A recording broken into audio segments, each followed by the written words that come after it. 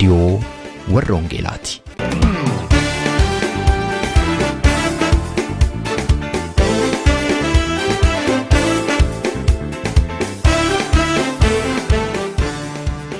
Reediyoon warra Wangeelaa Tokkummaa Woldootii Oromoo warra Wangeelaa Awurooppaatiin qophaa'e torbanitti si'a tokko dhaggeeffattoota biyyootii gaanfa Afrikaaf naannoo isaatiif akka lakkoofsa sa'aatii Itoophiyaatti galgala sa'aatii 12 hamma sa'aatii 12:00tti dambalii gabaabaa kiilooheerzii 15,515 yookaanis meetir baandii 19 irratti kan isin qaqqabu tamsaasa Wangeelaati. Kun reediyoo warra Wangeelaati. Harka fuunee attam jirtu jaallatamtootaaf kabajamtoota dhaggeeffattoota reediyoo warra Wangeelaa. Reediyoon warra Wangeelaa sagantaa ishee guyyaa har'aa qabattee kunoo dhiyaatteetti sagantaa keenya har'aa wajjin qopheessaa sagantaa kanaa ana Roobsan Makkooti nagaan Waaqayyoo hunduma keessaniif haa ta'uun jedha. Sagantaa keenya har'aa keessatti ergaa sagalee Waaqayyoo qabannee dhiyaannee jirra. Ergaa sagalee Waaqayyoo har'aa kan nuuf fidu Luba Jeetoo Hordoofaa si'a ta'u ergaan kun kan inni lallabame kabaja ayyaana waggaa kurnaffaa hundeeffamuu Tokkummaa Woldootii Oromoo warra Wangeelaa Awurooppaa sanbata darbee Hagayya 2 hamma Hagayya 5tti magaalaa frankfurt waldaa Oromoo warra Wangeelaa frankfurt keessatti wayita kabajamee kan lallabamedha. Tokkummaa Woldootii Oromoo warra Wangeelaa Awurooppaa waggootii kurnaan darban keessatti hojii Waaqayyo hojii Wangeelaa bal'inaan hojjechuudhaan tokkummaa amantootaaf woldootii cimsuudhaan hojii inni hojjete kabaja ayyaana kana irratti ga'eera. Waaqeffannaa ho'aa sagalee Waaqayyoo jireenya namaa geeddaru akkasumas sagantaan garagaraa kan irratti adeemsifame adeemsa kabaja kana sagantaawwan keenya ittaanan keessatti kan isinii dhiyeessinu ta'a. Har'aaf garuu ergaa sagalee Waaqayyoo kanaa akka itti eebbifamtan amanuudhaan faarfannaa kanatti isinii dhageessisna. Egaa hanga xumura sagantaa keenyaatti akka obsaan nu waliin turtan kan isin affeeru ammas sagantaa keenya wajjin yeroo eebbaa qabaadhaa jechuudhaan.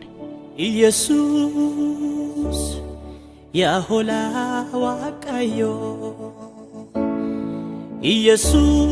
Yesuus yaa hoolaa Waaqayyoo Yesuus yaa hoolaa Waaqayyoo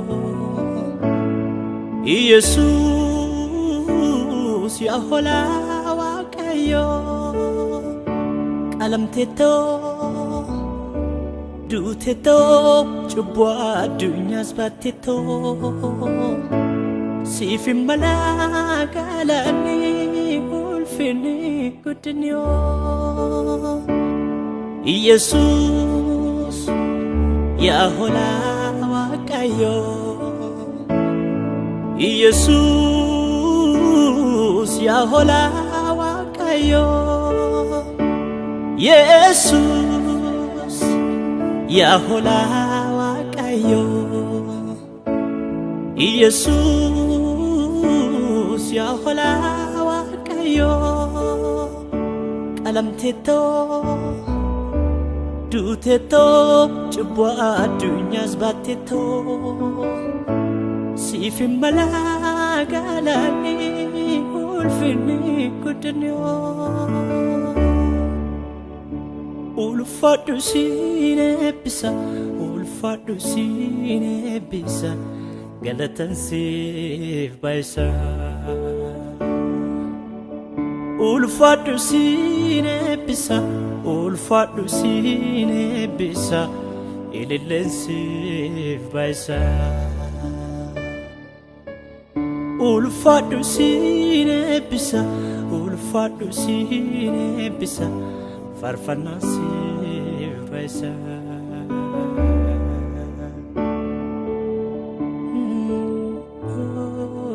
Waaqayyoon guddaa godheen galateeffadhaa.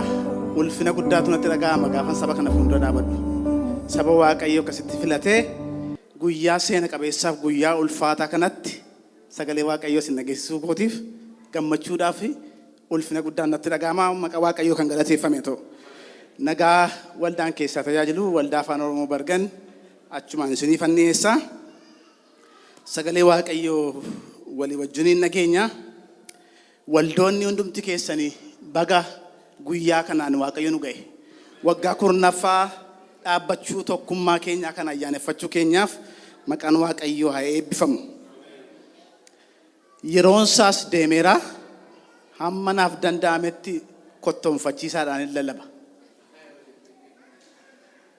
Qorontoos lammaffaa boqonnaa 4 lakkoofsa 15 Mataduree yaa'ii keenya Mataduree konfransii keenya irratti dubbadhan. Akkas jedha.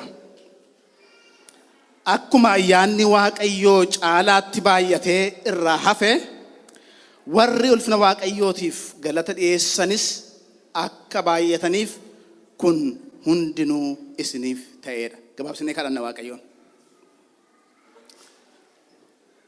Gaafa namaa gochuu barbaaddu daboo naman kadhattu ati kophaa kee gahaadha. Kanatti nuuf goote lakkoofsa gararraadha yaa Gooftaa. Danuu gaarummaa kee dubbachuudhaaf sabni kun galgala kana iddoo kana jirra. Maqaan kee kan galateeffame haa ta'u.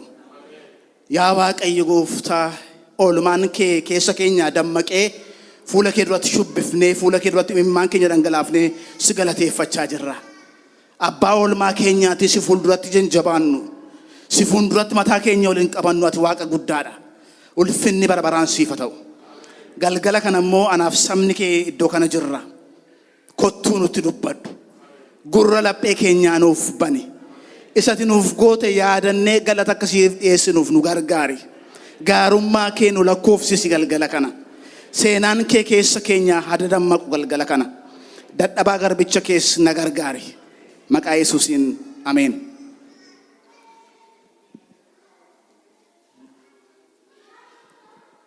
Mata duree irratti dubbadhu tajaajila galma quubsaa qabu tajaajilu.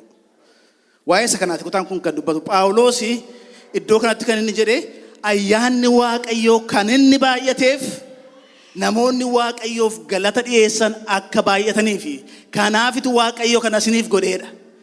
Wanta Waaqayyo isiniif godhe kana hundumaa yoo yaadattanii galata akka isin dhiyeessitaniif Waaqayyo kana godheedha. Waan inni godhe kana hundumaa immoo lakkoofsa kana keessatti arginu. Kanaaf iyyuu Qorontoos lammaffaa boqonnaa 4 lakkoofsa tokkorraatii kaasnee ilaaluun barbaachisaa ta'a jechaadha. Tokkoffaa irratti akkas jedha. Kanaafis akkuma araara Waaqayyoo fudhannetti hojii ergaa kana hojjechuudhaaf abdii hin kutannuudha. Mishinii qaba, viizinii qaba. Viiziniin koo kun immoo bakka ga'eera namoonni Waaqayyoon galateeffatanii baay'atanii ilweedheetu lakkoofsa 15 irratti waa'ee isaatu dubbata. Phaawulos akkas jedha. Kutaa kana bakka lamatti qoodeetan isiniif ilaala.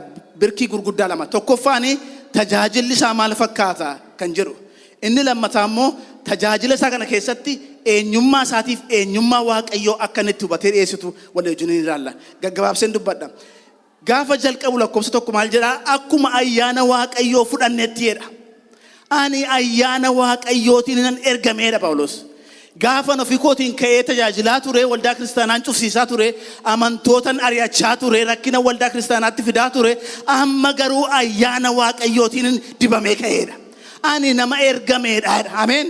Ati nama ergamteedha. Ati araara Waaqayyoo fudhattee kaate. Ani wanta naaf ta'a jedhee yaadu hundumaatiin wanti hojjedhe diigamsa ture. Amma garuu Waaqayyo karaatti itti mul'ate karaa Damaasqootti gaafa seenaa isaa geeddaru Phaawulos waan ani ittiin of jajuu danda'u hundumaa nan dhiiseedha. Yoo barbaachisaa ta'e seera bara dheeraadha. Sanyiitti waan namni naan jiru tokko hin qabuudha. Beekumsa keessa baay'ee hin qabaadha. Kana hundumaa garuu Kiristoosiif jedheetan dhiisee amma garuu araaraan fudhee ka'eedha. Waamicha qabdi waldaan afaan Oromoo. Namoonni tokko tokko dhaaba siyaasaa se'u waldaa afaan Oromoo. Dhaaba aabaa hoteelanii dubbachuu danda'u namoota tokko tokko. Namuma ergaa hin qabne itti fakkaanna. Nama shanis taatee yoo waaqeffattee ergaa qabdi waldaan. Maaliif abbaa ergaa sanatu ishee waame. Waldaan maqaa Waaqayyootiin dhaabattee ergaa qabdi jedhe ameen. 5 ta'ii 10 ta'ii 50 ta'ii ergaa qabdi. Ani araara Waaqayyootiin na waamee jedhe Phaawulos. Araara Waaqayyootiin waan waamamee fi ergaan qaba ergaan bakkaan gaa'edha. Buddeena Waaqayyoo biyyattii nu nyaachisaam. Ani ambarganeetii taaksii ofii nyaadha. Buddeenoo nyaadha. Hojii Waaqayyoo immoo tola koon hojjedha. Maaliif Waaqayyotu na waame. Waaqayyotu ergaa na keessa kaa'e. Waaqayyo ergaa kan si keessa kaa'e ayyaana waaqayyootiin kan waamamte nama waamichaati ati. Nama ergaa qabduudhaati. Nama laayyootti of hin lakkaa'ina. Waldaan kiristaanaa biyya kana keessatti gaafa dhaabattu lafuma oollu dhabnee sanbata guddaa sa'aatii booddee itti dabbaramuuf hin dhaabanne. Lafa iddootti dabarsinu miti waldaan afaan Oromoo waaqayyoon lallabna, waaqayyoon guddifne ergisiifna. Saba dukkana keessa jiru gara ifaatti baasuudhaaf dhaabatte waldaan. We have a mission. Ergaa qabna. Ergaa qabna. Araarri waaqayyoo kan inni isiniif baay'ateef ergaa sababii qabdaniifidha. Waan saba kan biraa ta'aniif hin taane ergaan qabaa jedhe Phaawulos. Kanaaf akka nama yaalloo tokkotti na ilaalinaa commission diidhanidha. Bakka bu'umsa guutuun qaba.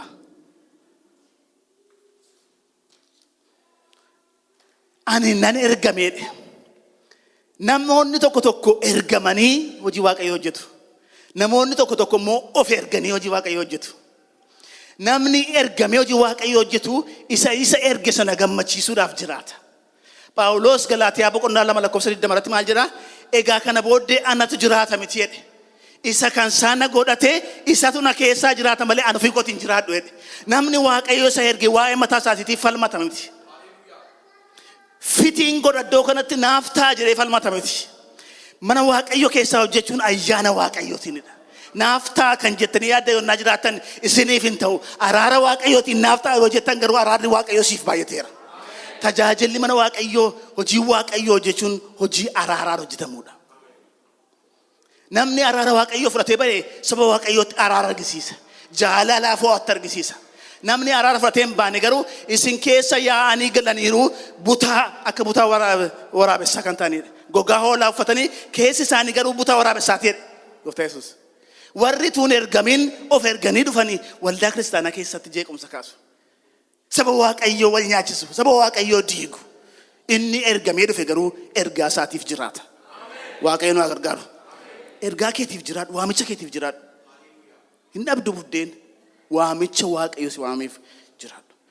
Lammata ani sababiin ergaa qabuuf immoo abdii hin kutadhu jedha. Kana jechuun maal jechuudha? Conditioning abdii isa kutachiisu baay'ee jira jechaadha. Si'a meeqa caccabaa marqabaarran tureera miti Phaawulos. Hojii ergamootaa boqonnaa 23 keessatti immoo maal jedha? Du'aaf isa barbaadaa turanidha. Wanted jedhanii Phaawulos irratti ajjeesuudhaaf barbaachisani. Nama rakkina guddaa qabuudhaan garuu waamicha qaba. Ari'atamni isaa guddaadha garuu waamicha qaba. Qoramsi isaa guddaa garuu rakkina qaba. Waraansa qaba, hin dhukkubsata garuu waamicha qaba. Kanaaf abdiin kutadhu jedhe.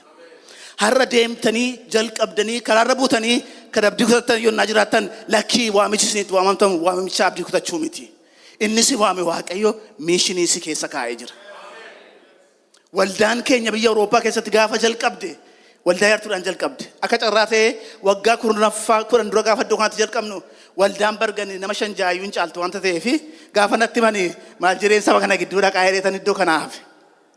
Har'a waaqayyo nu baay'isee kunoo waaqayyo abbeefaas naaf kennee namooti baay'een gara waldaa keenyaa dhufanii hojii waaqayyo hojjetamaa jira. Maaliif waldaa sana jeetoo dhaabe miti waldaa sana waaqayyotu dhaabe. Akeeka waaqayyootu wajjiniin jira. Waaqayyo akeeka waldaa keessanii wajjin wanta qabuuf abdiin kutinaa jabaadhaa. Ija jabinaan qabaadha. Lakkoofsa 2 irratti akkas jedha.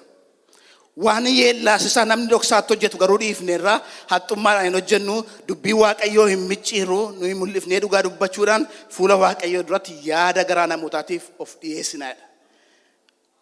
Miishiniin koo kana akkan bakka gahu kan godhe immoo dubbii nama yeellaasisu fudhadheen baaneedha. Miishinii koo adda baasetan beeka. Ergama koo nan beeka. Kanaaf dubbii nama yeellaasisu tajaajila koo keessaan argitaniidha. Waan watti namni maqaa tajaajila kootii balleessu tokko argitanii dubbii waaqayyoo si micciirreedha. Inni lamaffaan ija jabinaanitu dubbii waaqayyoo dubbata.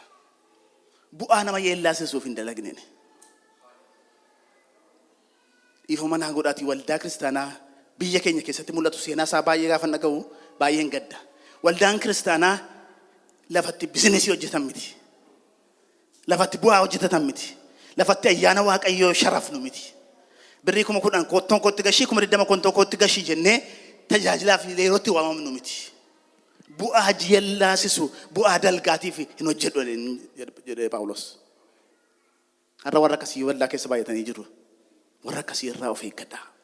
Waldaan kiristaanaa warra akkasii irraa cimsitee of eeggachuu irraati. Bu'aa yeellaasisu barbaacha warra tajaajilan. Sadaffaa nuti dhugaa dubbachuudhaan itti wangeela lallabnaadha. Dhugaan Yesuus Kiristoosidha. Dhugaan dhugaadha. Bara si'anaa kana keessa seexanni hafuura komproomaayis jedhamu tokkoonitu amantoota guutee jira. Cubbuudhaan cubbuudha qooda jechuu lakkii jaallatee miti namni kun.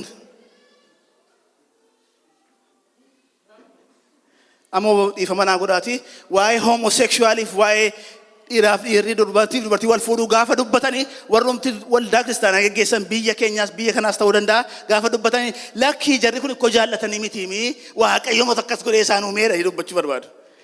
Cubbuun cubbuudha. Ameen. Cubbuudhaan cubbuudhaadha. Dhugaa dubbatanii lafa namatti dheebuu wayyaadha. Akaafaadhaan meeshaa ittiin biyyoo hammaaran jechuun irraa akaafaan jennee yoo dubbanne wayya.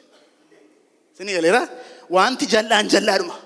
Cubbuun cubbuudhuma wanti Waaqayyotti hin gammanne Waaqayyotti hin gammadu point kanuma dubbiinsa. Kanaaf wangeela dhugaa hin lallabne yoonnaa ta'e waldaan biyya Awurooppaa keessa jirru guddinni keenya as ga'ee naabatu. Hin ceena galma keenya hin geenye. Garuu dhugaa dubbii Waaqayyo sana lallabuutu barbaachisaadha. Dhugaa keenya sharafuun barbaachisaa miti. Biyya kana keessaati yamma yeroo winteriin bahu gara Samariitti gaafa dhufu uffata winteriiti saal jedhanii baasu. Seeliidha jedhanii baasu. Rakasa tiilbud jedhanii baasu. Dhugaan nuti qabannee jiru tiilbudiitti wanta bahu miti. Seelii wanta bahu miti dhugaan keenya. Dhugaan keenya qophaasaayyuu dhugaadha.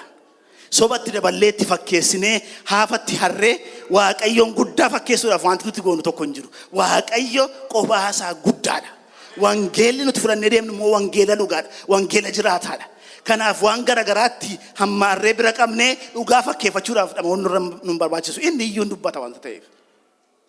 Kanaaf dubbii wangeelaa dhugaadhaan hin dubbadhee jedhe Phaawulos. Wangeela dhugaatti dubbadha. Mi'a isin hirkatti rakasa hin godhina nurkatti rakas wangeelli. Hin dubbata. Yoo nuti dhiifnee galle iyyuu wangeelli nu bal'ata biyya kana keessatti. Kanaaf nurkatti rakasu. Gatii rakasaanis hin gurgurru gatiin keenya guddaadha. Gatiin keenya mi'aadha. Dhugaa lallabuudhaan dhufeedha. Yeroo tokko dhiifama naa godhaati. Konfransii garagaraa tajaajiltooti garagaraa gaafa baasanii reekilaamii isaan godhan tajaajilaa sanadha. Jibbaan san qabuun nama tajaajilu beeksisuun gaariidha. Garuu wanta mul'atu sana keessaatii Waaqayyo xinnaatee nama mul'ata. Jeetoon ammanaa gadi ga'ee Waaqayyo xiqqsima tokkoon gajjallaa sana jira malee namni sayyuu argu hin jiru. Wanti nuti piromootii goonu tajaajila keenya malee isa nu waame sana miti. Tajaajilli keenya sun garuu kennaa Waaqayyooti. Abbaan kennaa sanaa fudhachuu danda'a. Mitiree? You have no right. Claiming gochuun dandeessan boriiftaan Waaqayyo sirkaa fudhachuu danda'a. Kanaaf kan guddatee mul'achuun isaaf ta'u dhugaan Yesuus Kiristoosidha. Wanti waldaan kiristaanaa mul'isuun isaaf ta'u dhugaadha. Namoonni nama seexanni kufee fa'aa bira dhaabatanii footoo kaa'anii poostii godhanii Feesbuukii irratti. Inni gafarsa jeese goota inni seexanni kufeef immoo goota miti. Namicha wayiti kan kuffise gooftaa Yesuustu kuffise. Kanaaf tajaajila keenya keessatti guddatee kan mul'achuun isaaf ta'u Yesuus Kiristoos ta'utu isaaf ta'a. Ani dhugaan lallabeedha. Dhugaan immoo isa kanadha.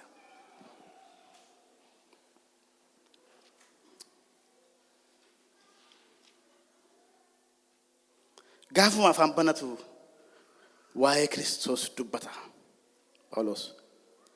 Filiphisiiyuus boqonnaa 3 lakkoofsa 7 kan isin argitan isa kana. Ani waan namni ittiin aadachuu danda'u hundumaa nan qaba.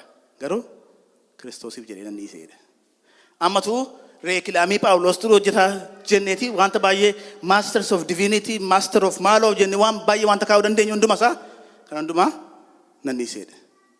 Nuti gadi jechuun Kiristoos mul'achuutu isaaf ta'edha. Waldaan afaan Oromoo biyya Awurooppaa keessa jirtan Kiristoosiin mul'iftu yennaa ta'e hin guddata waldaan. Tajaajiltootni as keessa jirru Kiristoosiin hin mul'ifna yennaa ta'e tajaajilli keenya hin guddata. Ofii mul'achuuf tajaajilla yennaa ta'e Namni waa'ee keenya nu ajajuuf dubbanna yoo ta'e garuu waggaa tokko lama nu ajajuu danda'a. Waggaa sadaffaatti lafa nu kaa'a namni. Dhugaa garuu yoo dhugaadha jennee dubbanne dhugaan sun nu ceesisa. Dhugaa sana garuu jajjabinaan yoo lallabne dhugaan sun nu fuudhee ol nu baasa gara dolfinaatti. Kanaaf bara kana keessa oodiyensii sassaabachuudhaaf hin lallabne. Phaawulos an dhugaan dubbadhe. Oodiyensii yookaan followersii barbaadna yoo ta'e Instagramii banannee achirratti namni follow nu gochuu danda'a. Facebookiidhaan namni follow nu gochuu danda'a. Wangeelli nuti lallabnu garuu wangeela Yesuus Kiristoos mul'isuuf Kiristoosin ol kaafne mul'isuuf yoo ta'e tajaajilli keenya guddachaa deema. Ani dhugaadhaan dubbadhe Phaawulos. Inni shanaffaani tajaajila koo duratti Waaqayyo duratti akka mul'atutti nama foota fuundatti tajaajilaadha. Tajaajila koo kana keessatti Waaqayyo akka inni na argaa jiru ofirratti hin beekaadha. Yeroo tokko tokko akka tajaajilaa jirru waan ta'utti itti jirru waan Waaqayyo hin beekne nutti fakkaata. Maqaa Waaqayyootiin ija jabinaan wanta nuti goonu baay'ee gaafa Waaqayyo utuu nu darbin dhiisee jedhu wanta Waaqayyo nu argine nutti fakkaata. Waaqayyo na arga. Ameen. Waaqayyo si arga. Tajaajila kee Waaqayyo na arga. Biyya kanaas akkuma Norway ta'ee tayyaada. Viidiyoo kaameeraa gaafa kaa'anii barreeffama isaan kaa'u. Viidiyoodhaan waraabamaa jirtanii seeraan kaa'amaadha. Viidiyoodhaan waraabamaa jirta Waaqayyo viidiyoodhaan waraabaa jira. Gaafa booddeetti deebisee ilaalu gaafa isaa garuu hin dhufa. Kanaaf Phaawulos ani tajaajila koo Waaqayyo durattis fuula namootaa durattis akka gaarii ta'utti tajaajilee waan ittiin mudaanatti gootan hin qabdanii. Waaqayyo tajaajila keenya ni ilaala. Waldaa afaan Oromoo biyya Awurooppaa keessa jirtanii Waaqayyo tajaajila keessan ni ilaala. Viidiyoo waraabaa jira Waaqayyo. Fuula Waaqayyo duratti akka gaarii ta'etti tajaajiluutu barbaachisaadha. Inni kun paartii isa jalqabaati. Paartii isa lammaffaa immoo waa'ee tajaajila isaatii dubbata lakkoofsa 5 irratti Phaawulos. Nuyi ofii keenyaatu hin ta'in Yesuus Kiristoos gooftaadha jennee lallabna. Nuyi immoo sababii Yesuusiif hojjettoota keessanii jedhetu nuyi ofii keenya lallabna mitiidha. Kan nuti mul'ifnu Yesuus Kiristoosidha. Waldaan afaan Oromoo kan isheen mul'iftu Oromoo miti. Waldaan afaan Oromoo kan isheen mul'iftu Yesuus Kiristoosi. Yesuus Kiristoos gooftaadha jettee lallabdi. Yesuus Kiristoos fayyisaadha jettee lallabdi. Waldaan afaan Oromoo instituushinii aadaa Oromoo guddiftu miti. Instituushinii Yesuus Kiristoosin guddiftuudha. Aadaan keenya guddachuunsaa afaan keenya guddachuunsaatu yakka jechaa hin jiran. Garuu waldaa afaan Oromoo keessatti kan mul'achuun isaaf ta'u Yesuus Kiristoosi. Maaliif isatu abbaa waldaati. Wangeelli nuti fudhanne wangeela Yesuus Kiristoosin guddisee mul'isuudha. Kanaafiyyuu afaan kana sanaatu hin danga'iin Yesuus Kiristoos mul'achuun isaaf ta'a waldaa keenya keessatti. Nuyi Yesuus Kiristoosin lallabnaa jedhe Phaawulos. Gaafa waa'ee wangeela isaatii dubbatu immoo akkas jedha. Nuyi akka qodaa supheetiidha lakkoofsa 7 irratti. Inni kun beezii tajaajilaati. Nuti akka qodaa supheetii garuu inni nu keessa jiru humna guddaadha. Ameen.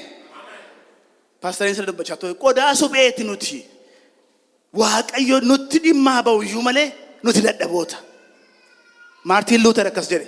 Namni yeroo tokko jedha gaafa Waaqayyo duratti dhiyaatu Waaqayyo gaafa waa fudhachuuf jedhu akka waan baay'ee qabuutti waan dhiyaatuu fi Waaqayyo biraa utuu waan fudhatin deebi'aa jedha. Namni dandeettii isaa abdatee gaafa dhufu jabina isaa abdatee gaafa dhufu Waaqayyo immoo warraan anjabaadha warraan dandeettiin qaba warraan kana jedhee ofii wajjin hin dhaabatu Waaqayyo. Qorontos irraa boqonnaa 1 lakkoofsa 87 irratti maal jira? Waaqayyo gurguddoota warra biyya lafaa kana yeellasuudhaaf jedhee warra biyyi lafaa xinnootti ilaalu fo'ateedha. Isa jabaayi sinumaa jabaadha. Jabinni isaa hundi dubbataaf. Isa dadhabaadhaan garuu hojjete jabina isaa mul'isa Waaqayyo. Nuti qodaa supheetiidha. Ermiyaas boqonnaa 18 irratti isin akka supheetiidha. Supheen immoo akka suphee dhooftuu harkatti akka barbaade isa godhu an harka koo keessatti akka hin barbaade isin hin godhu. Nuti qodaa supheeti. Qodaan suphee tokkoffaa rakasa. Lammata immoo qodaa riskiidha. Qodaa dafee cabuudha. Namni iddootti hin laatu. Kishkishiin meeshaa inaallee wayya suphee biyya keenyaarra. Phaawulos nuti qodaa supheetiidha. Namni vaaliyuu nutti hin kennuudha. Namni iddoo nuuf hin qabuudha. Garuu nu keessa immoo wanta guddaatu jiraadha. tajaajila keenyatti fiixaan ba'umsa argachuu kan dandeenyu waldoonnis jirru yoo suphee ta'uu keenya hubanneedha. Yoo dadhabina keenya fuula Waaqayyoo duratti acknowledge gooneedha. Ani dadhabaadha. Humna natti godhe yoo jenne Waaqayyo humna nutti godha. Ani wallaalaadha. Naan dhimma bahe yoo jenne Waaqayyo beekaa nu gochuu danda'a. Waa'ee suphee kana gaafa yaadu abboota firdii boqonnaa 7 gaafa dubbiftan lakkoofsa 20 kaaftanii Geediyoon gaafa loluuf ba'eedha. Loltoota sadachaasee qodaas uuroo xuwwee baataniidha. Ifa qabataniitu deemaniidha. Gaafa deemanii mandaraa warra miidiyaan bira ga'anii amma suphee keessan cabsaati iyyaati lolli kun kan Geediyooni lolli kun kan Waaqayyooti jedhaayedha. Waaqayyo gaafa an supheedha jennu suphee kana cabsee immoo keessaa ba'uu barbaada. Supheen sun gaafa cabee ifa ba'e moo'ichatu ba'e. Gaafa nuti suphee ta'uu keenya acknowledge goonee gad of buufnu ulfinni Waaqayyoo nu keessaa mul'ata. Humni Waaqayyoo nu keessaa ba'ee hojjeta. Nuti garuu supheedha. Humna Waaqayyoo nu keessaa hojjeta malee nuti Waaqayyoo xixinnoo miti. Isa jabaan nu keessa jira. Afaan Ingiliffaatiin akkas jedhu. Don't judge a book by its cover jedhu. Macaafa tokko qola isaa ilaaltee macaafi kun gaariidha gareedhaan jedhanii jedhu. Maaliif qolli isaa alumaan jira malee waanta keessa jirutu eenyummaa isaa mul'isa. Waaqayyo gooftaa keenya Yesuus Kiristoosiin gaafa biyya lafaatti ergee dallaa horii keessatti lafa sa'ii keessa ciiftu keessatti paakii godhee nuuf kenne. Yesuus Kiristoos foon uffatee gaafa gara biyya lafaa dhufee mootii ta'a mootii biyya lafaatti fayyisaa biyya lafaatti jedhee namni saabii yaaduu hin dandeenyeef namni nama ta'e namni iddoo isaaf kenne hin jiru. Gooftaan keenya Yesuus Kiristoosis gaafa Waaqayyo foon isa dadhabaa kanaan paakii isa godhee kanaan paakii nan godhe hin jenne. Maaliif inni keessa jiru jabaa wanta ta'eef paakeejiin isaa maatariin godhoodhe. Wanti alaan mul'atu maatariin godhu. Inni nu keessa jiru isa caaluudha. Inni nu waame Waaqayyo amanamaadha. Ammas nuyi warri wanta gati jabeessa akkasii fudhannee kun akka qodaa supheeti. Kana eeguudhaaf humni gararraa kan keenya tun taane kan Waaqayyootiidha. Tokkoffaa dadhabina isaa acknowledge godhee amanee lammaffaa immoo humna Waaqayyootti hirkate. Yoo Waaqayyootti hirkanne galma keenya. Yoo jabina keenya dandeettii keenya beekumsa keenya hirkanne garuu iddoo kamiiyyuu gahuu hin dandeenyu. Waldaan kiristaanaa kan isheen guddattu nutis tajaajilatti kan nuti guddachuu dandeenyu humna Waaqayyootti yoo hirkanne duwwaadha. An dadhabaadhaati jabaadha jedhne yoo yeroo hundumaa Waaqayyootti hirkanne Waaqayyo iddoo isaatiin nu ga'a. Waaqayyo gaa Phaawulos isaan qodaa supheera jedhe kana garaa kan ni cabsee suphee sanarraa cabsee ulfina isaa mul'isetu garagariitti immoo dubbata lakkoofsa 8 kaasee karaa hundumaa hin rakkanna garuu badduun baanu. Waan goonu wallaalla garuu abdiin kutannu. Hin ari'atamna garuu hin gatamnu. Lafaan dhaamna garuu achitti nafnu.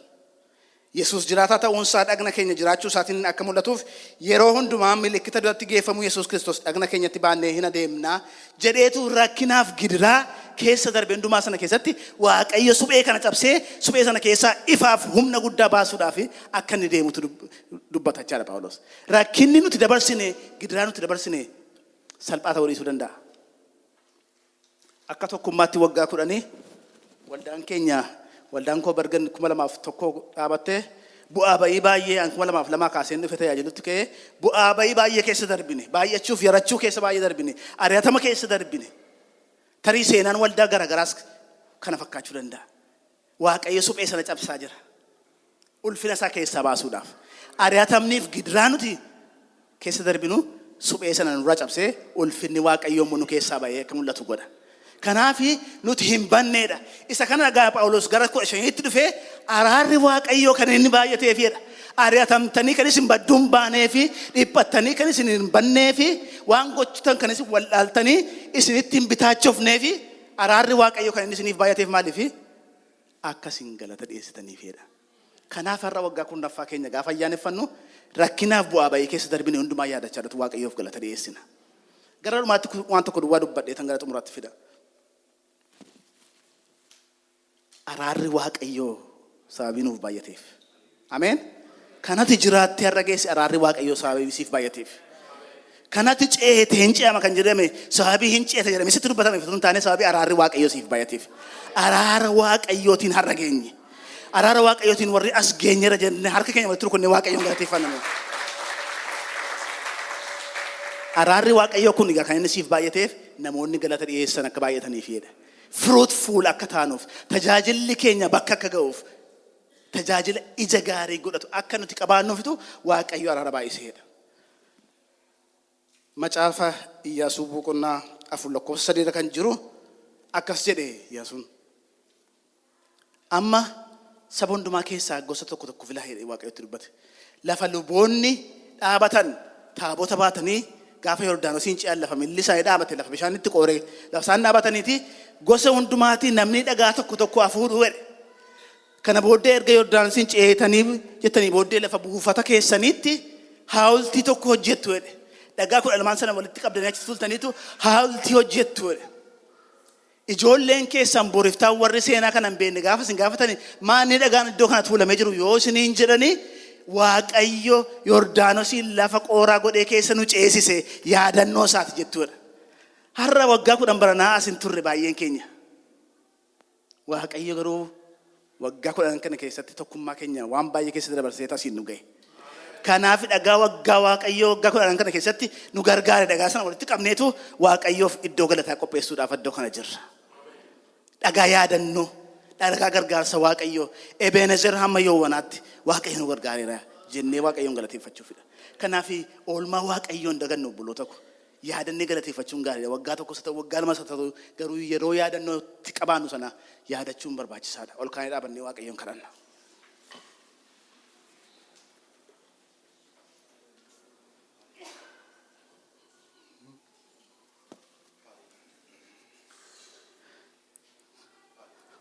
Mee Waaqayyo wanta isiniif godhe yaadadha. Akka dhuunfaatti, akka waldaa kiristaanaatti, akka tokkummaatti maal keessa nu dabarse laata Waaqayyo?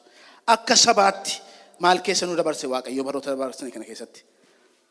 Kun hundumtuu kan isiniif ta'e namoonni galata dhiyeessan akka baay'ataniifidha sagaleen Waaqayyo.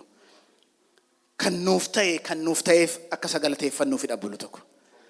Aarsaa galataa akka isaaf ijaarruuf, iddoo aarsaa Waaqayyoof akka ijaarruuf, dhagaa miilla lubootaa sana jalaa kaasanii dhaaqanii funaananii iddoo aarsaa ijaaran.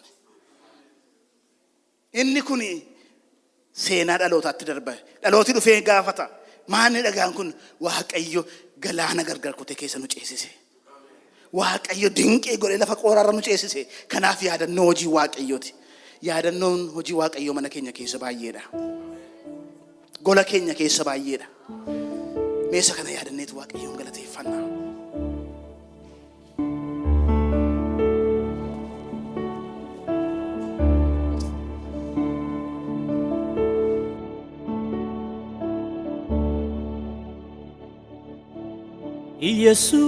Yesus ya hola Waaqayyo Yesus ya hola Waaqayyo Yesus ya hola Waaqayyo Yesus ya hola Waaqayyo qalamteto duteto chubwa dunyas bateto sifim malagalani ulfini kutnyo Jesus ya hola Waaqayyo Jesus ya hola Waaqayyo Jesus ya hola Waaqayyo Jesus ya hola Waaqayyo qalamteto duteto chubwa adunyas bateto sifim malagalani ulfini kutnyo ulfadu sinebisa ulfaadhu siin eebbisa galatan siif baay'isa ulfaadhu siin eebbisa ulfaadhu siin eebbisa ililleen siif baay'isa ulfaadhu siin eebbisa ulfaadhu siin eebbisa faarfannaa siif baay'isa. Dhaggeeffattoota keenya sagantaa keenya irratti akka eebbifamtan abdii qabna. Waa'ee sagantaa keenya gaaffii yookaan yaada yoo qabaattaniif karaa teessoo xalayaa keenya rww.tevelingsvine13 Oslo Norway jedhaatiin nu barreessaa yookaanis karaa iimeeyila keenya raadiyoowarrawangeelaa@gmail.com jechuudhaan nu qunnamaa. Torbee sagantaa biraatiin hamma walitti deebinutti nagaa Waaqayyootiin tura.